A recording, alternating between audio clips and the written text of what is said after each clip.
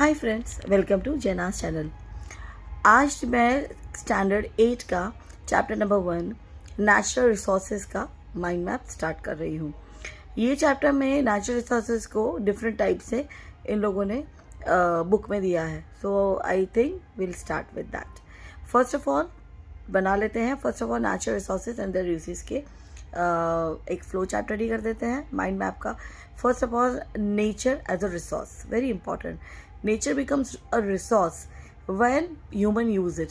जैसे हम यूज़ करते हैं नेचर से जो भी हमें मिलता है, अवेलेबिलिटीज़ होती है, वो जनरली इससे ही होती है।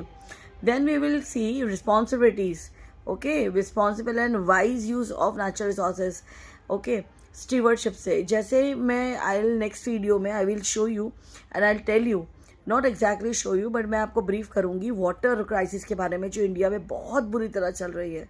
सो इसीलिए मतलब हम जो एक्सेसिव यूज़ करते हैं, एक्सप्लॉइट करते हैं, रिस्टोरेशन एंड रीजनरेशन, 3 E का तो हम जानते ही है, बट दिस 3 E का I am talking to you about restoration, regeneration and renewable resources, okay, and responsibility. This 3R is very important children. तो जिसमें ground water is over extracted which leads to water scarcity. सबसे important चीज़ मैं तुमको बता देती हूँ।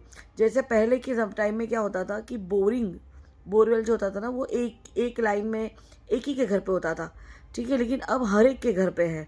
And because of that water crisis ज़्यादा लेवल पे एक्सटेंड हो गई है हमारे। फिर नेक्स्ट इज हम लोग वाटर हार्वेस्टिंग ट्रेडिशन भूल गए हैं। We are not taking, we need help to restore again the water. फिर नेक्स्ट है responsible and judiciary use of resources. इसमें नॉन रिलायबल जो रिसोर्सेज है must be use very carefully because we must act as stewards of nature for collective wellbeing.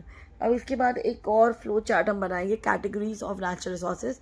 Resources essential for life, सबसे पहले example air, water, soil. फिर resources for material, जैसे example wood, minerals, metal, marble. Resources for energy, example coal, water, petroleum, natural gases.